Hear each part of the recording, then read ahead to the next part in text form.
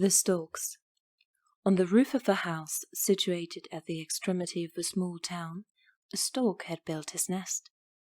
There sat the mother stork with her 4 young ones, who all stretched out their little black bills, which had not yet become red.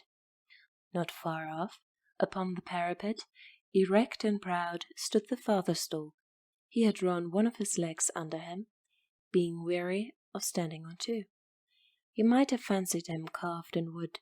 He stood so motionless. It looks so grand, thought he, for my wife to have a sentinel to keep guard over her nest. People cannot know that I am her husband. They will certainly think I am commanded to stand here. How well it looks! And so he remained standing on 1 leg. In the street below, a number of children were playing together.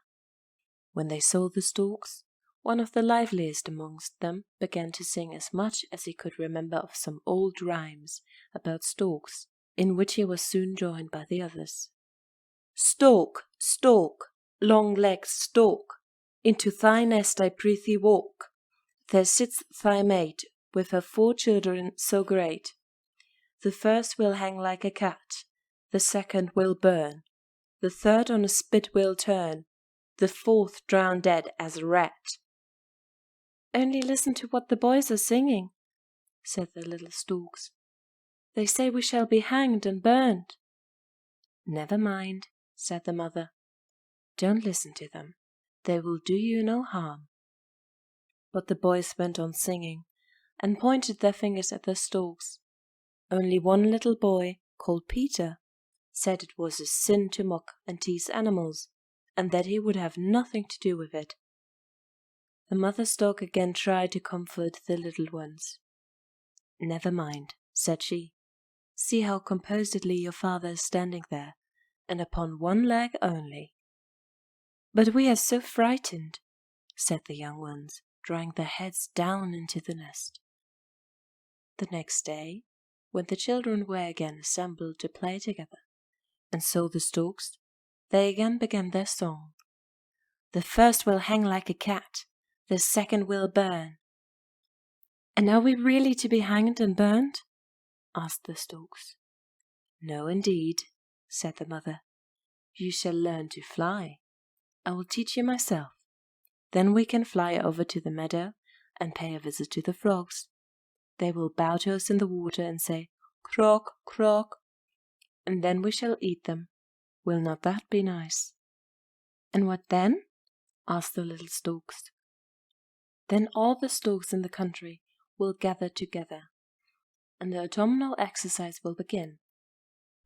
It is of the greatest consequence that you should fly well then, for everyone who does not, the general will stab to death with his bill, so you must pay great attention when we begin to drill you, and learn very quickly. Then we shall really be killed after all, as the boy said. Oh, listen, they are singing it again. Attend to me, and not to them, said the mother. After the grand exercise, we shall fly to warm countries, far, far away from here, over mountains and forests. We shall fly to Egypt, where are the 3-cornered stone houses whose summits reach the clouds. They are called pyramids, and are older than it is possible for storks to imagine. There is a river too, which overflows its banks, so as to make the whole country like a marsh, and we shall go into the marsh and eat frogs. Oh, said the young ones, yes, it is delightful. One does nothing but eat all the day long, and whilst we are so comfortable, in this country not a single green leaf is left on the trees, and it is so cold that the clouds are frozen and fall down upon the earth in little white pieces. She meant snow, but she could not express herself more clearly. And will the naughty boys be frozen to pieces too? asked the young storks. No, they will not be frozen to pieces, but they will be nearly as badly off as if they were. They will be obliged to crowd round the fire in that little dark rooms, while you, on the contrary, will be flying about in foreign lands, where there are beautiful flowers and warm sunshine. Well, time passed away, and the young storks grew so tall that when they stood upright in the nest they could see the country around to a great distance. The father stork used to bring them every day the nicest little frogs, as well as snails and all the other stork tidbits he could find. Oh, it was so droll to see him show him his tricks. He would lay his head upon his tail, make a rattling noise with his bill, and then tell them such charming stories all about the moors. "Now you must learn to fly," said the mother one day, and accordingly all the 4 young storks were obliged to come out upon the parapet. Oh, how they trembled! And though they balanced themselves on the wings, they were very nearly falling.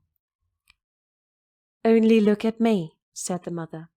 "This is the way you must hold your heads, and in this manner place your feet. 1, 2, 1, 2. This will help you get on."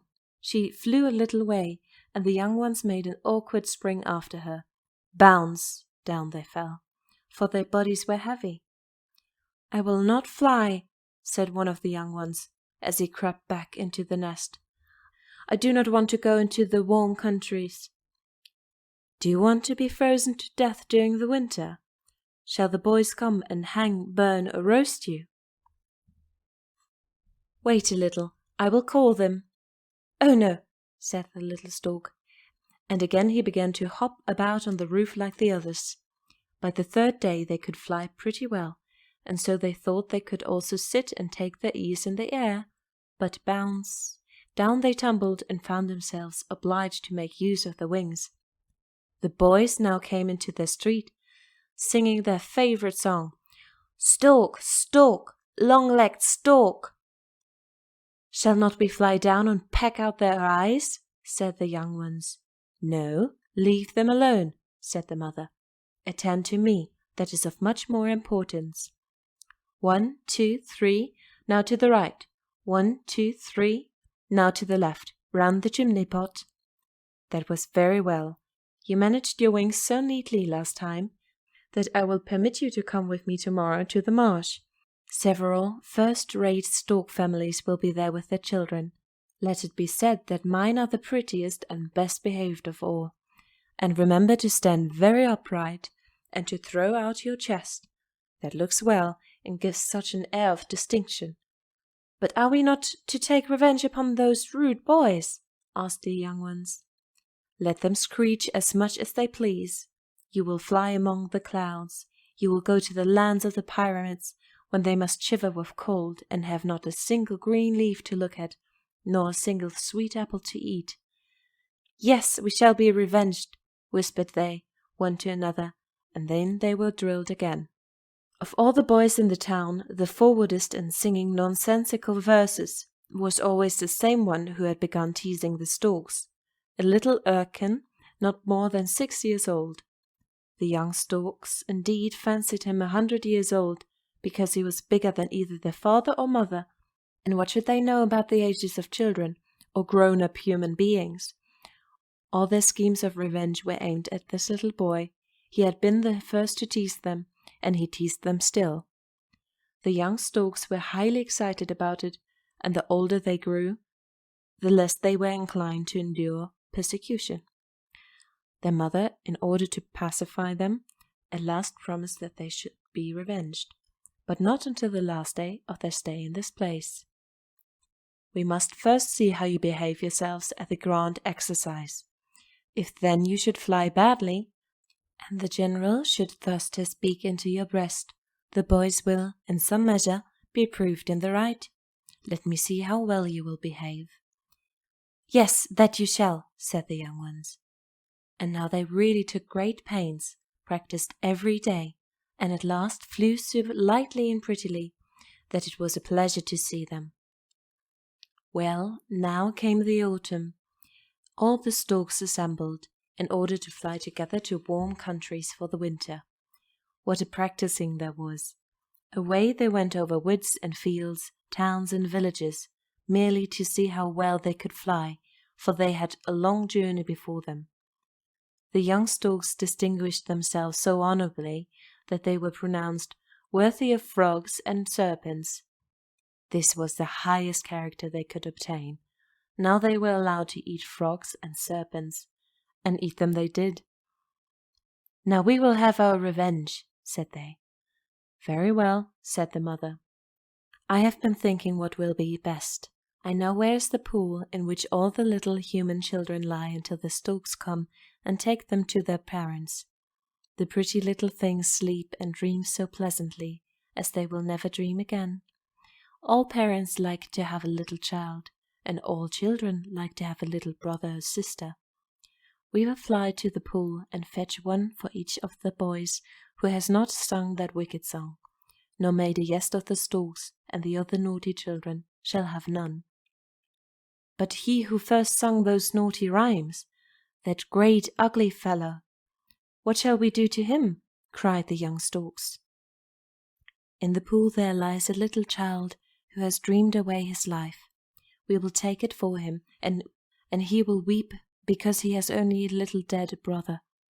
But as to the good boy who said it was a sin to mock and tease animals, surely you have not forgotten him?